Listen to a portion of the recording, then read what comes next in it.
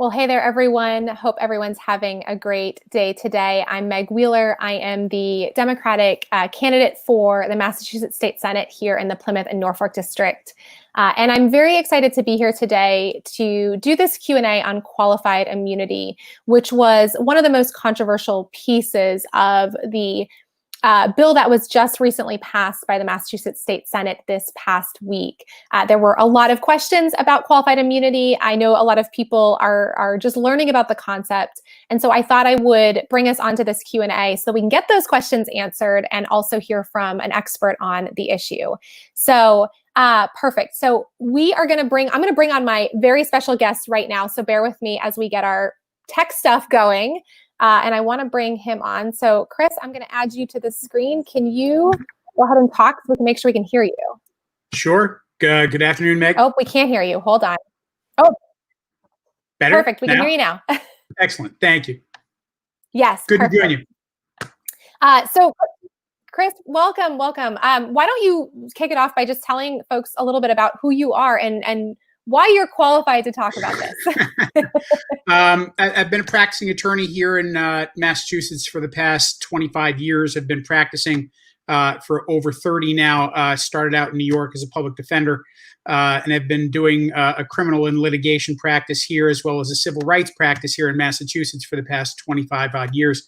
I also teach constitutional law and civil rights and litigation procedures. So I'm fairly adept and knowledgeable about this area of the law, and especially in relation to civil rights and liberties of individuals. So something that I have played around with before.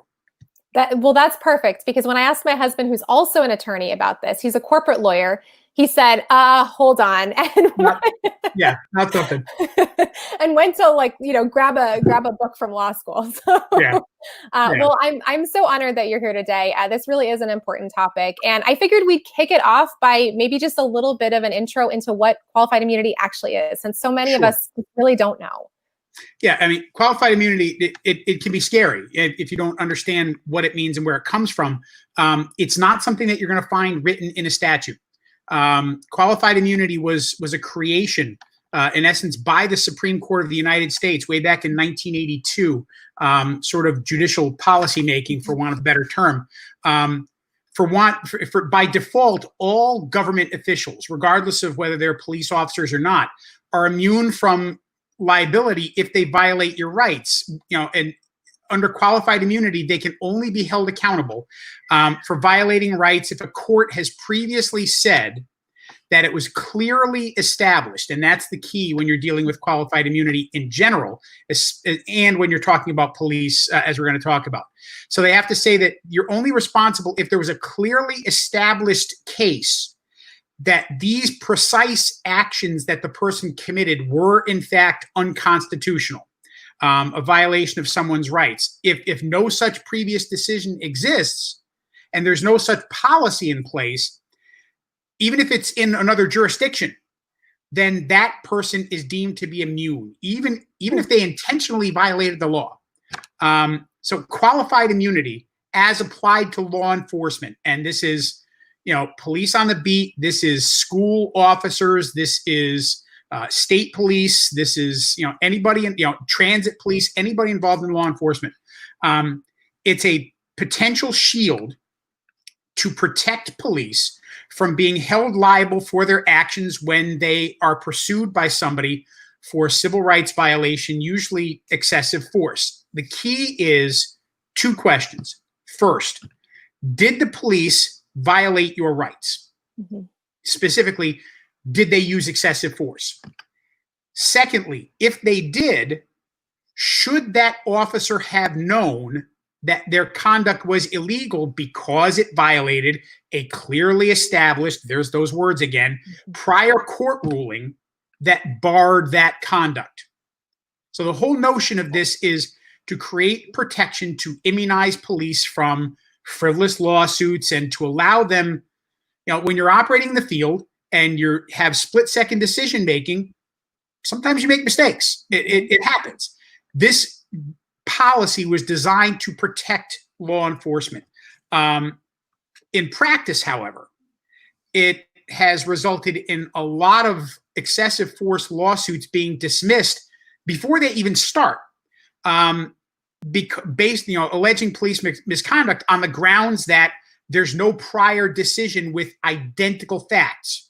Mm-hmm. So case in point, if you're talking about George Floyd out in Minnesota or Breonna Taylor in Kentucky, if the families were to sue for excessive force or police brutality or something of that nature, if there has not been, the case might never see a jury. If there has not been a prior court decision that said that it's illegal or unlawful or excessive force to put your knee on a person's neck for 8 minutes and 46 seconds, or it's excessive force to shoot at a woman who's sleeping 8 times. If there's no specific statement about what happened, then the case won't even make it beyond the initial motions part of things. Qualified immunity is not a defense at trial. Qualified immunity is something that an officer can use to stop the case from even starting.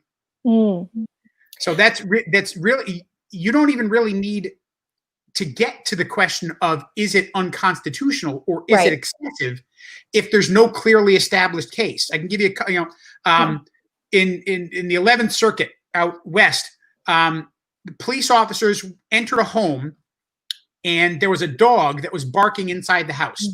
The police officers were executing a warrant. The officer decided to shoot the dog. The officer missed the dog and hit a 10-year-old.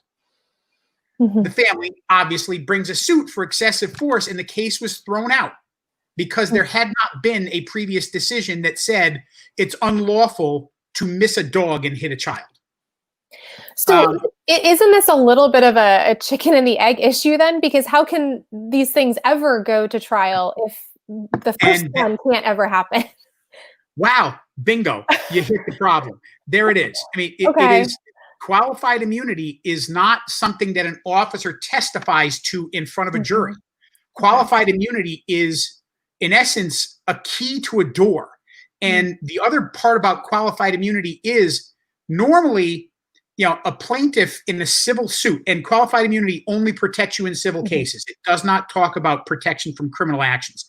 But normally in any civil case, the plaintiff, all they have to do when they bring a case is drop a feather on the scale and say, is it more likely than not that a person was responsible? And that's all the burden that they have. In a qualified immunity case, the plaintiff first has to show that they can exceed the protection of qualified immunity. The plaintiff has to prove that QI doesn't apply. And then they can go forward with their case and have to deal with all that. So it's a burden shifting thing as well. All of this is on the burden of the person bringing the case to show that this was excessive and there's prior cases that show that this is wrong and therefore this case should succeed. So from the outset, plaintiffs in these cases are pushing a rock uphill. Yeah, I mean, it certainly sounds like it. And even as I've started to read into it and understand qualified immunity, I've been really surprised as well about this. And so I'm just reading our comments here.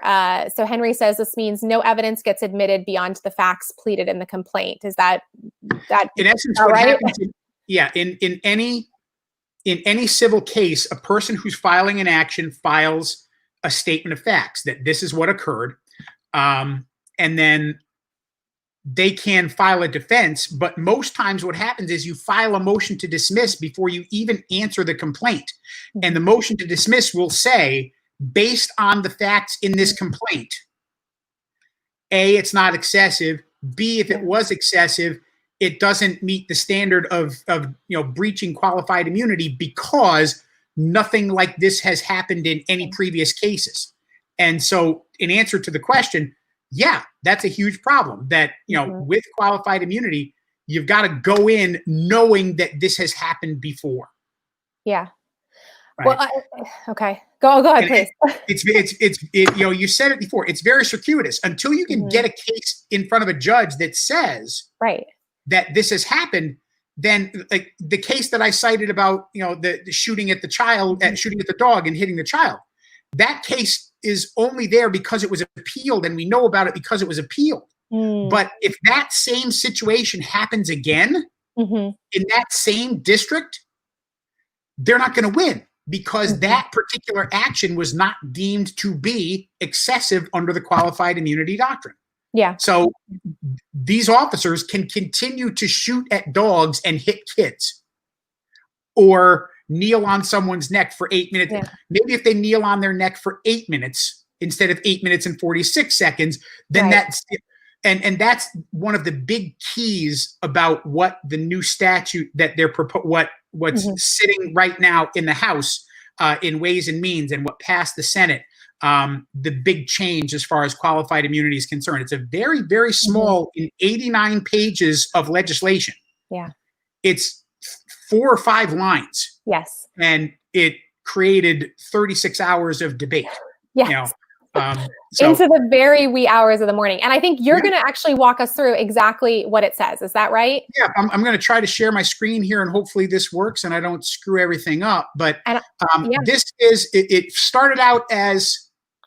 And I'm going to take myself off the screen once you do so that people can see it full screen. So great. Okay. Do you see the screen? I do. So let me remove myself and then I'll add this to it. So bear with me 1 second and you won't be able to hear me. So you've got the floor. Great. So right now, it started out as Senate Bill 2800. If you look at the top of this, you'll see that it is now designated Senate Bill 2820. This is what the Senate voted on and passed so that it now goes over to the House. This is Section 10, subsection C of this legislation, found on page 27, as I said, of 89 pages of this legislation. And this is the language regarding qualified immunity. It says, in an action for monetary damages under this section, and this section talks about people suing for civil rights violations, and excessive force is a civil rights violation. In an action for monetary damages under this section, qualified immunity shall not apply unless no reasonable defendant could have had reason to believe that such conduct would violate the law at the time the conduct occurred. This is a big change because under qualified immunity, you have clearly established, you have to deal with, has this previously been seen? This alters what the definition of qualified immunity is. It allows for a person to bring a suit, and it's not a question of whether it has happened before, as we see in the current qualified immunity doctrine.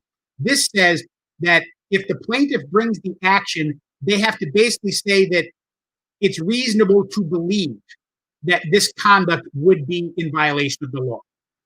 It creates more of a possibility of lawsuits succeeding and at least getting past that initial hurdle. It removes a great deal of the protection, but it does not completely remove qualified immunity.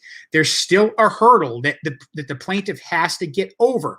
It's just a lower hurdle. You have to jump over this and say that, a reasonable police officer, had to have reason to believe that this particular conduct that they were engaged in was in fact excessive. And so we've got a great question in the comments. Sure. Emily's asking, reasonable according to who? Or to reasonable, whom? She corrected, to whom? Right.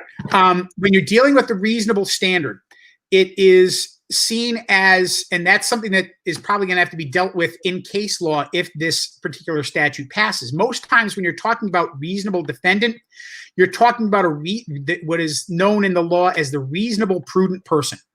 It is an objective standard that courts apply on a case-by-case basis to determine whether or not a reasonable person in this circumstance would realize or believe that they were acting within the bounds or standard of care for themselves. As far as this standard is concerned, the reasonable defendant would a reasonable police officer with the training that they've received and the experience that they're supposed to have in the field, would that officer have had reason to believe that their conduct was violating the law? So right now, based on the current language, it would be the reasonable prudent person. The reasonable prudent person would be the reasonable prudent police officer. Would that officer, based on their training and experience, would they have reason to believe that this conduct was in violation of the law? And it's not specific to that officer. It's, would any police officer in this situation have believed that kneeling on someone's neck for 8 minutes and 46 seconds was excessive or violative of the law, or firing at a sleeping person, or any of the large number of cases that we've seen around the country that deal with these particular actions. It's what would a reasonable police officer deem to be appropriate action or inappropriate action. The second part of this is also important, and it's going to address some of the questions that we'll talk about later, but I'll touch on it now and we can get into it when we deal with some of the questions that you provided me earlier. Nothing in this section shall affect provisions of Chapter 258 with respect to indemnification of public employees. I'm going to get rid of the page right now, so we're back up. Everybody can see us. Yay. Chapter 258 is a statute that already exists that provides immunity and indemnity to public employees. Qualified immunity is a constitutional doctrine that has been applied to the states individually that police officers can use to defend themselves against the beginning of the suit. But every public employee has the right to be defended by the Commonwealth and have their costs and their legal expenses indemnified and have expenses covered. And Chapter 258 goes so far as to protect even a person who intentionally violates the law and is sued for it, up to $1 million of indemnity protection. Wow.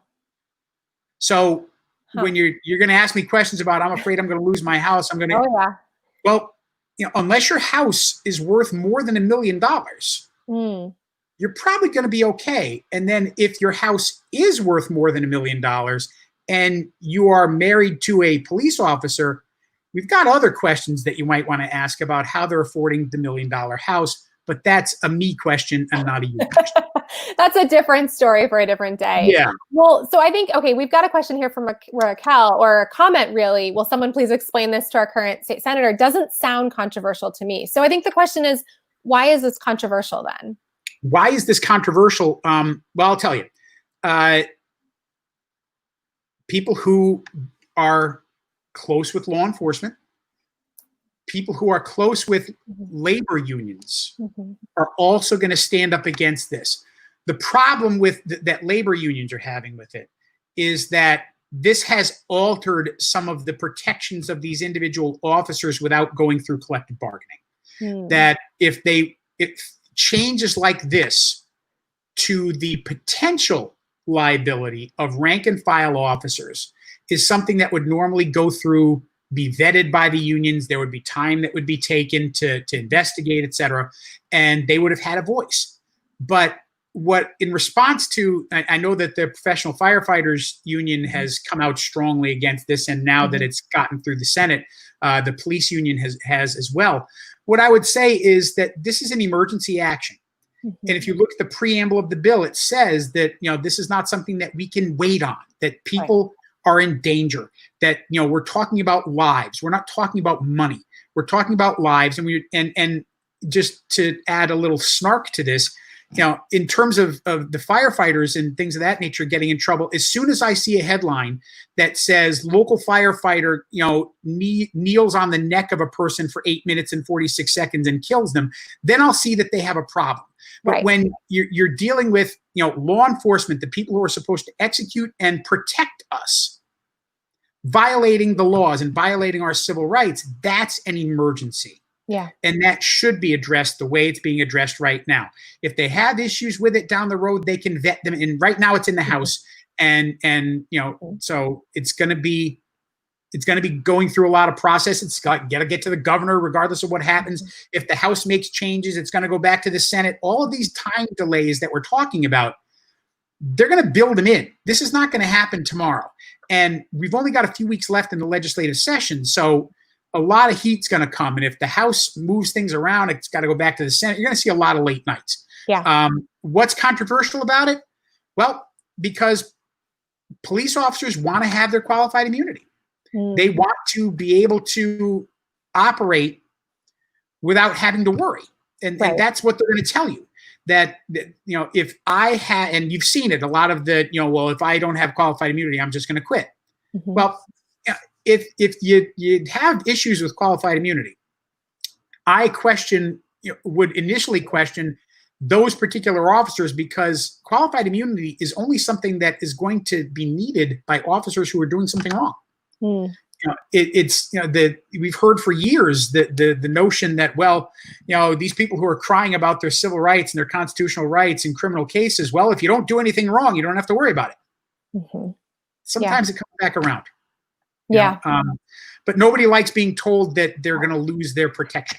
And that's in essence what this amounts to, is they believe that a certain degree of protection has been taken from them without their voice in the room. So that's what Senator O'Connor and Senator Timilty, Senator Brady sort of played both sides of the fence over in Brockton. He was against it until it came time to vote for it, and then he was for it. That way he can say that I was all for it, until you actually go and look at the record. But I think, Senator O'Connor has, he's sticking close with his law enforcement folks. Yeah. So speaking of the protections for law enforcement, we've got a great question here from Henry. I know a lot of law enforcement families worry that they will have to personally pay monetary damages if they are found guilty. And you spoke to this a little bit, but I just want to, this is important, because I think this is one of the biggest objections we hear about this. Could you please explain how indemnification relates to these types of lawsuits and concerns? Sure. Indemnification, first of all, you're dealing only with civil lawsuits. And any state, any particular municipality that has, signed on to Chapter 258, which is most of them, the issue becomes your tax dollars having to indemnify these officers for their expenses, which again is something else that you should, look at when you're talking about qualified immunity, because when you're dealing with QI, the money that's being used to defend these officers is not coming out of the officers' pockets. This is something that is required by Chapter 258, Section 9, Section 6, Section 11, Section 13, Section 9A, all dealing with these particular indemnification actions of public employees. And the language is clear. Any officer who requests this protection, they shall be defended by the Commonwealth. They can go out and hire their own attorney, and then they can, if the lawsuit is dismissed, they can then recoup their costs under Section 13. If the lawsuit, Section 11, excuse me, if a judge dismisses the case and deems that it was brought without merit, then the defendant, in this case the police officer or a police department or whomever it is, can recoup their costs, their attorney's fees, anything related to this. They can recoup from the person bringing the case. Whether they get the money back is another story, but there are built-in protections in the law already that protect officers and indemnify them from having to lose their homes. As I said, Chapter 258, Section 9 and Section 9A indemnifies public employees up to $1 million of their costs if a judgment is rendered against them. And also, that particular individual does not have to go out and pay for an attorney. If they want to, they can, but they don't have to. An attorney will be no different than a person who has insurance on their home or insurance on their car, and they have an incident that occurs on their house. They've been paying insurance for that. They go to the insurance company and say, I've been in this accident, or somebody tripped and fell on my front porch and I'm being sued. And the insurance company provides counsel and they defend you. Same thing in the Commonwealth. If there's an action that occurs, you can request that the officer, and this is from the state police to municipal police officers to school officers, transit officers, anybody under the statute, anybody who has the authority to arrest as a constitutional officer is protected under 258. So there's protections there. Will they have to personally pay monetary damages if they're found? And again, the term guilty, they wouldn't be guilty. Guilty is a criminal term. Responsible is the civil term. If they're found responsible, it's extremely unlikely that they would have to pay monetary damages out of their own pocket even if they acted intentionally in violation of someone's rights. And even if they're not protected and the damages exceed $1 million, well, you've got a homeowner's insurance policy, hopefully, and you're going to be covered in terms of monetary damages. There are multiple layers of protection for individuals who are brought to task or brought to answer for particular conduct that might be deemed excessive. And just for point of clarification, so that $1 million of indemnification, that comes from our public tax dollars. Is that correct? That's our town. Okay.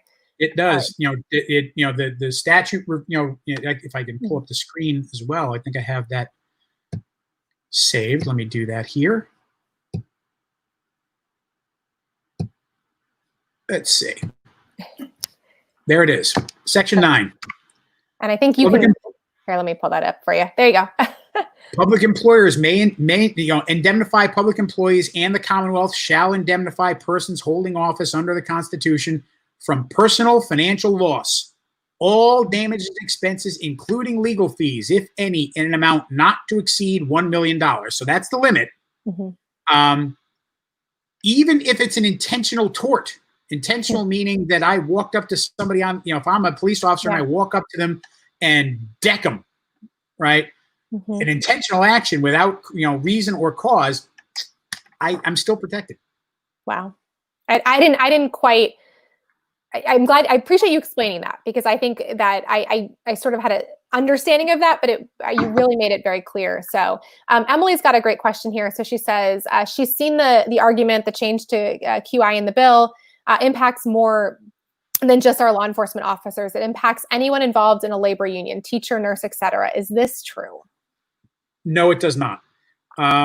If you look at the language in Section 2800, and again now, Senate Bill 2820, it specifically exempts other union people, and it does, as in the section that I showed you, it allows for continued indemnification under Chapter 258. But teachers, nurses, etc., are not named at all in 2820. The only people that are named are people who have the constitutional authority to arrest, and that is state police officers, municipal police officers, law enforcement agents, transit officers, things of that nature. This does not impact folks involved in other labor unions.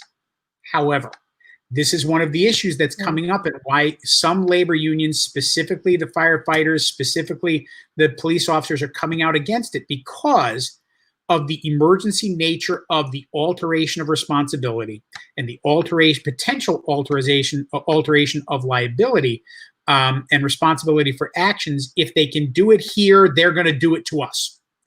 And that's kind of a red herring, because it's holding somebody responsible for something they haven't done yet. And if you're Betsy DeVos, that's a thing, but that's not a thing here.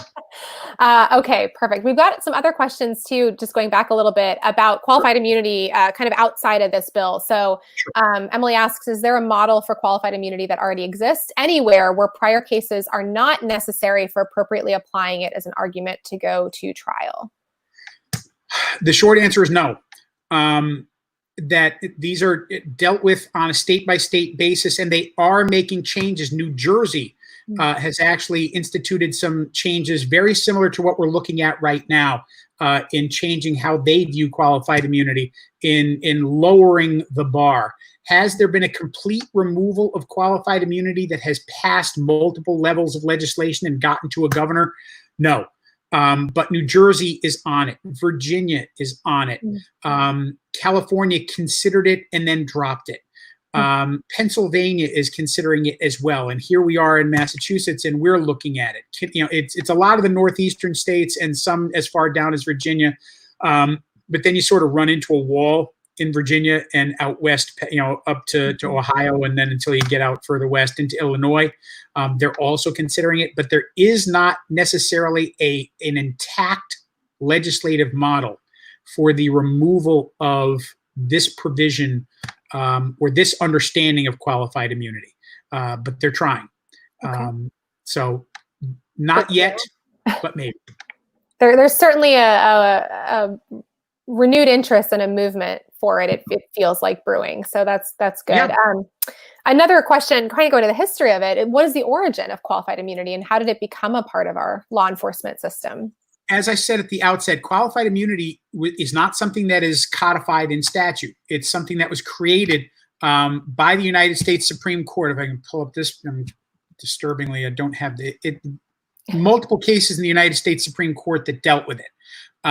But the first that established it and defined it, completely was a case, Saucier versus Katz in 2001, where they created the qualified immunity test for use with law enforcement individuals. But qualified immunity in general was created by the Supreme Court in 1982 in the Howell case, dealing with not police officers, but dealing with government employees and embezzlement of all things, where they created, immunity for individuals who were embezzling from their town and they were protected by qualified immunity. But the Supreme Court held that qualified immunity is a defense that has to take place at the beginning, prior to a case already starting, that this is something that officers or law enforcement can use to stop a case before it starts. And the Supreme Court created and elaborated upon the two-part test that says, was this in fact a violation of the constitutional rights of the individual? Was there excessive force specifically, but was there a constitutional right violation? And if there was it clearly established by prior decision that this in fact was wrong to do? So then we went on into Safford versus Redding in 2009, which dealt with a student being searched in a high school. And having not just her bag searched, but a cavity search. And the Supreme Court in that case said, students have less rights than normal people when they're on school grounds, which allows school officers to do certain things that they wouldn't necessarily be able to do out in the street. But because there had not been a previous case that said that you could not strip search a person in the guidance office, suspecting them of having drugs on their person, that officer did not, in fact, violate that particular student's civil rights. So that's where it came from. And then once the Supreme Court does it, it trickles down. The thing about what this new law potentially could do deals with a greater question of constitutional law. As far as the Constitution is concerned, that is the foundation. When the Constitution says that you can't do something, that's the foundation. You can't do any less than what they say here.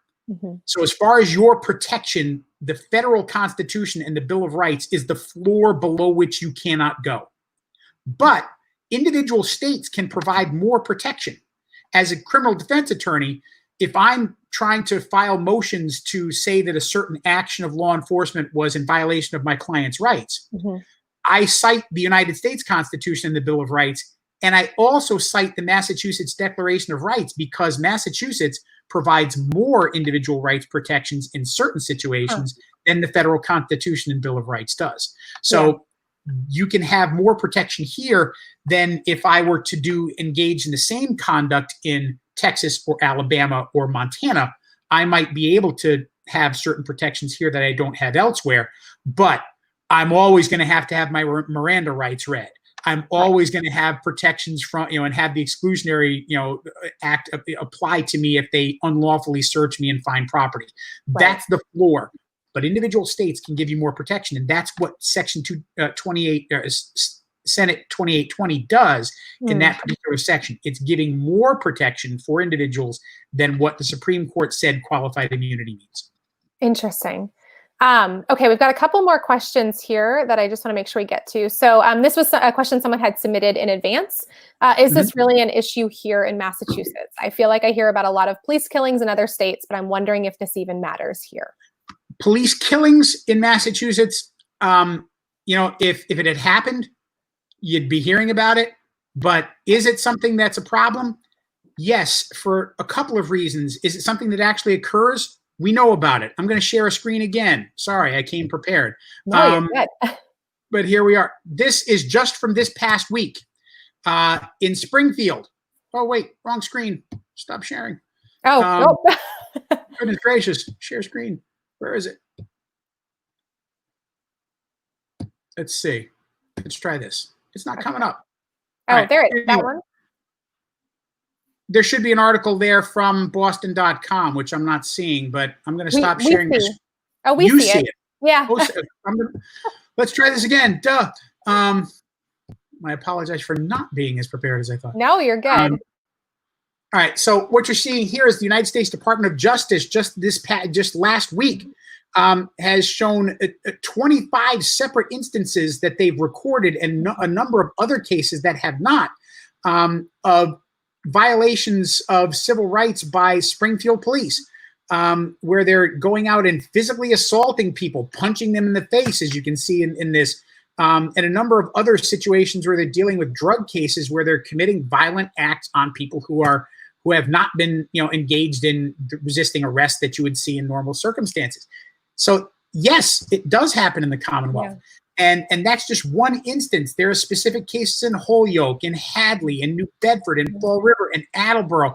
And one of the problems is, and another thing that this particular Senate bill does, is the Department of Justice back in 2008 passed a law at Congress, said that the Department of Justice has to collect data on the police use of force. What it didn't say, or what it didn't create, was a federal mandate that local law enforcement would have to give that information. So basically it told the DOJ, you have to go collect this. But turning over the information is voluntary to local law enforcement. They don't have to turn it over, and they don't have to create an entity to do it. 2820 creates two separate databases that will allow for a clearinghouse of excessive force cases. It will require any use of force to be recorded by law enforcement whenever they engage, a separate recording of documentation related to the use of force, and a publicly accessible database to determine whether or not particular officers have been involved in excessive force cases in the past, including whether they were sued, whether they were criminally charged, what the result of that case was, were they suspended? And it also creates a system of certification and decertification for officers based on this type of conduct. And these officers have to be recertified every 3 years under the new law. That might change, as I understand it, from some of my folks that know about this in the House. They're probably going to alter that to 5 years. But it's a small thing. This kind of clearinghouse would then be, and the law says that this would then be shared with the DOJ. So we would then, does it happen? Yes. Am I able to tell you how often it happens? No, because we don't share this information. You have to go and sue each individual police department to get this information separately. Or if I'm representing a client, I have to ask for that and trust that they'll give it to me in the discovery that I ask for. That was one of the things that I actually think was most shocking to me as I was reading through the Senate bill was, and especially with data, but plenty of other things as well, was how many things I assumed were already happening, because they just, they either seemed so egregious that I couldn't imagine we didn't have a law against them, or like the data collection just seemed so obvious that that would be something we would do because it's so important. And yet they don't do it. And one of my favorites, and frankly, this is something that my 19-year-old daughter pointed out to me in her review of this. And yeah, she's real smart. I love that she's reviewed it. Yeah. 35 states, including Massachusetts, it is not specifically illegal for a law enforcement officer to have sexual contact with a person under their control.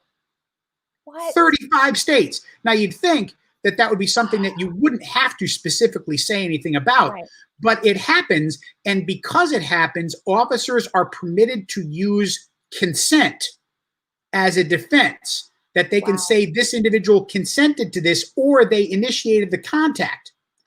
The new statute will say specifically that a police officer or law enforcement officer, it is forbidden for them to have any kind of sexual contact with a person under their custody and control. That doesn't just mean that they've been charged and they're being held. That's someone in the back of your cruiser. That's somebody who's sitting in a detention cell inside a police department. That's someone on the side of the road that has not even been cuffed And these are all situations that have happened. And law enforcement has been able to avoid this because, again, they weren't specifically told that it wasn't allowed. This new law has a provision that specifically outlines for the first time in the history of the Commonwealth that, hey, if you're a cop, you can't have sex with somebody that you arrested.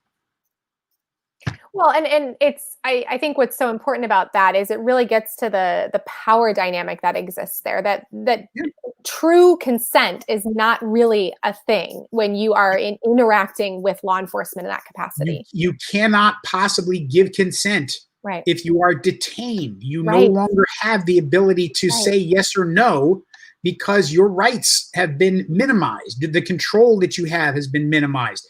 It's the rough equivalent of pouring GHB down someone's throat and then saying, well, they consented.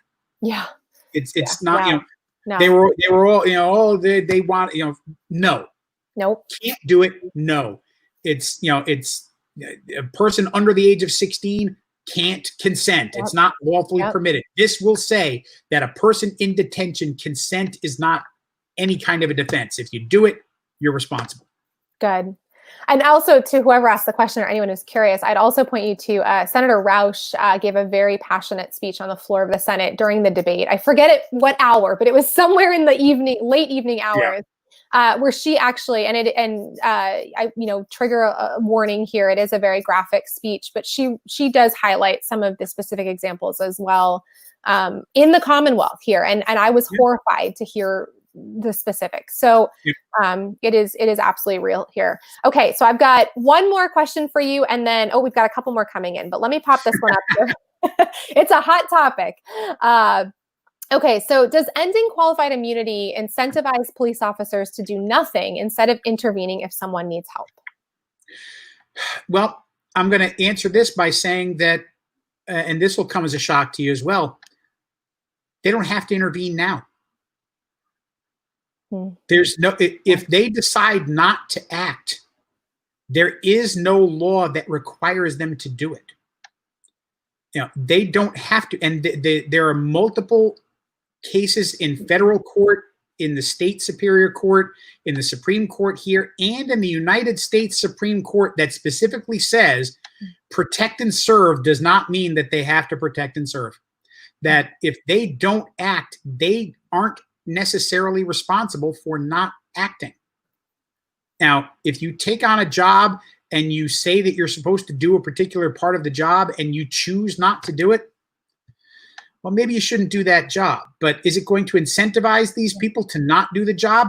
They already don't have to, because there's nothing case law wise that requires them to. They're protected if they do, under a variety of different, they're good if they're acting out on the street. They're protected by Good Samaritan laws. They're protected by Chapter 258. They're protected by Section 100 of Chapter 41. They're protected by all of these different things. There's already protections. Yeah. So in terms of incentivizing them not to do something if somebody needs help, the statute also addresses this by requiring officers to intervene in certain circumstances. Especially if they see law enforcement being involved in, excessive force, that, other officers on the scene are required to intervene. So does it incentivize them? No, to not act. And frankly, they don't have to already. So if they aren't already doing it, then so be it. And sorry, you may have actually already said this, but there is a piece in the bill, correct, that does add in a duty to intervene. Is that right? Correct. In situations where, if you look at the section regarding chokeholds and that chokeholds are banned and minimizing the use of physical force on people unless de-escalation techniques have been exhausted. If an officer uses force on another person and there's another officer on scene that they see, using this force, they have a duty to A, report it, and B, intervene if they deem the force to be excessive. Is this going to be a potential for, the need for a case-by-case evaluation? Yeah. now you're getting into that question that I addressed earlier about what a reasonable, prudent officer would do. Right. You're trusting that some of these officers are not going to do as countless others have done before and toe the blue line and say, well, I would have done the same thing. Yeah. So yes, there's a protection there. Is it going to work? It's going to take some testing. Okay, so we've got one more question, and then I have a question for you. Let me pull this up. So Emily is asking, is this a piece of the qualified immunity component? And she's referring to the part where you said that police officers aren't allowed to sexually assault people under their custody. No, this is a separate, this is, could a person use qualified immunity for that? No, that's not what it's intended to do. But the other immunities that are provided by Chapter 258, that's there. Indemnifying from particular actions. QI is mostly seen. Well, I'm going to step back on that. If having sex with a person is deemed to be a violation of your constitutional rights, yes. So yes, it could be utilized, but the specific language that deals with this occurs later on in the statute. I don't have it in front of me, and I don't want to take up too much of your time by looking for it. But if you look at all 89 pages, I believe it sits somewhere in the 70s. But there's a particular section that says that this is in fact considered criminal activity and that you are not permitted to do it. So it's specifically addressed in the statute, but QI could conceivably, if you deem this to be a violation of your rights. Yeah. Yeah. Okay, so we're gonna wrap this up because this has been so incredible, and I think all of the questions have been great. Thank you to everyone who has submitted those. Chris, thank you to answering them so clearly. It really is helpful. But I want to ask you one final question coming from me, but I know it's a question that a lot of people have wondered about. Does this bill go far enough with qualified immunity? Is this enough? Does this solve the problem? No. Yeah.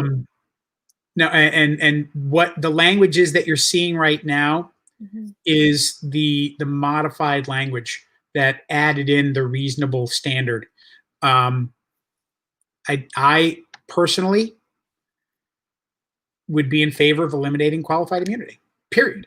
That you have other protections that are allowed, but qualified immunity keeps the facts from being heard.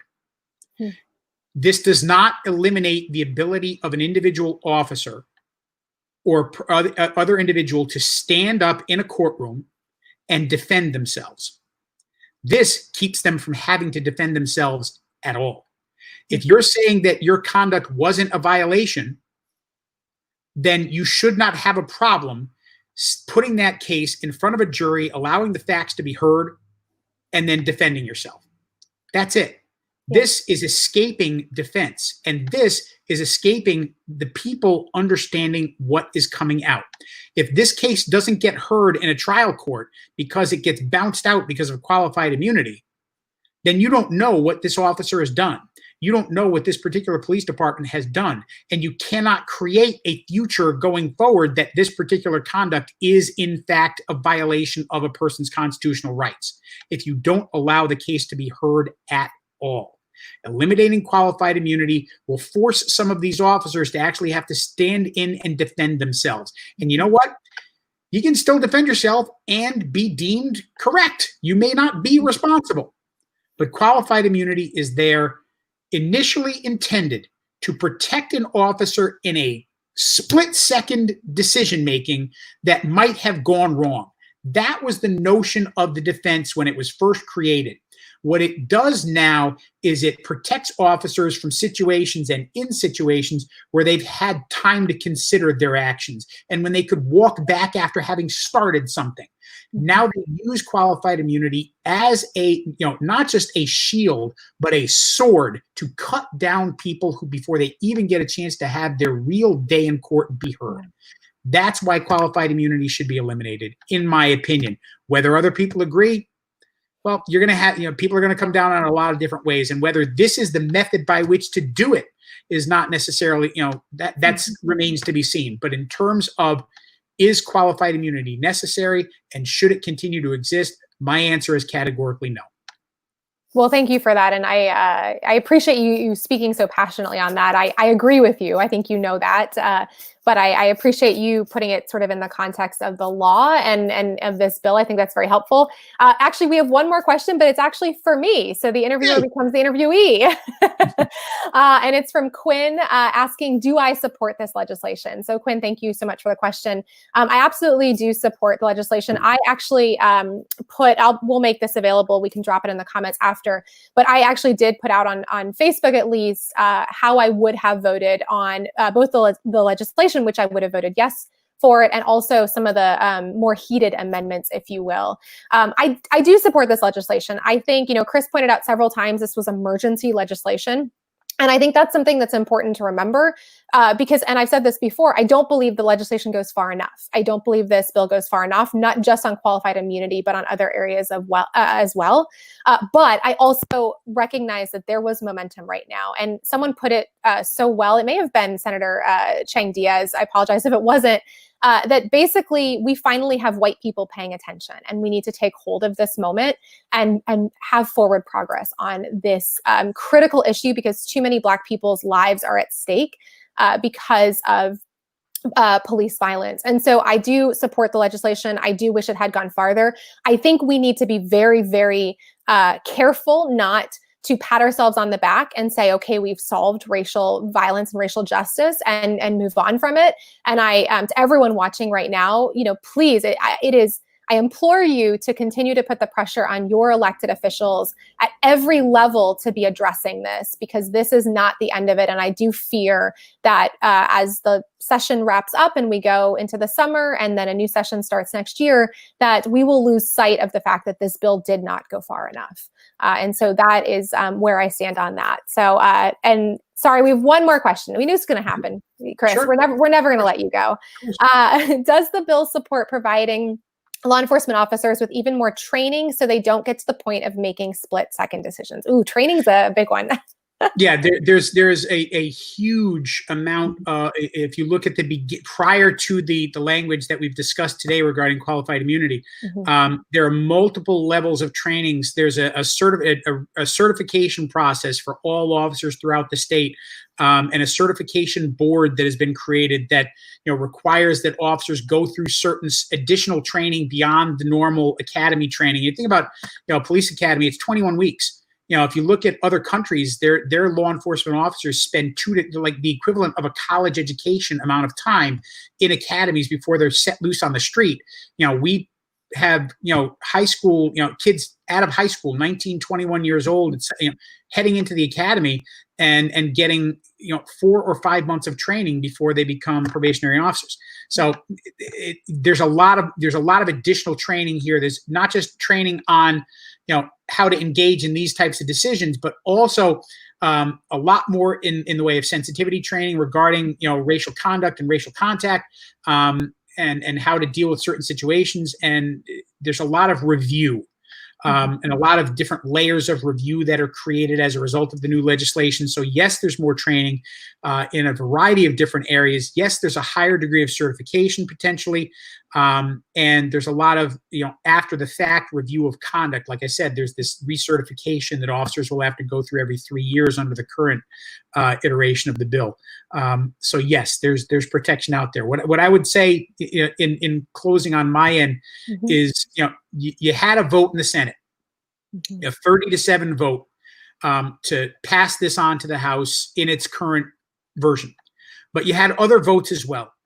And I would say that this creates a benchmark, that these people who voted in a certain fashion on this piece of legislation have made themselves clear as to what's important to them in terms of racial equality and racial inequality, in terms of the law and how it interacts with law enforcement and how it interacts with individuals on the street that need the protection the most, and that these people should be held accountable for these votes. And now it's going to the House, and people should be out there banging away at their representatives to make sure that they vote in the way that they want them to, in terms of protecting individuals, and to stop putting price above people.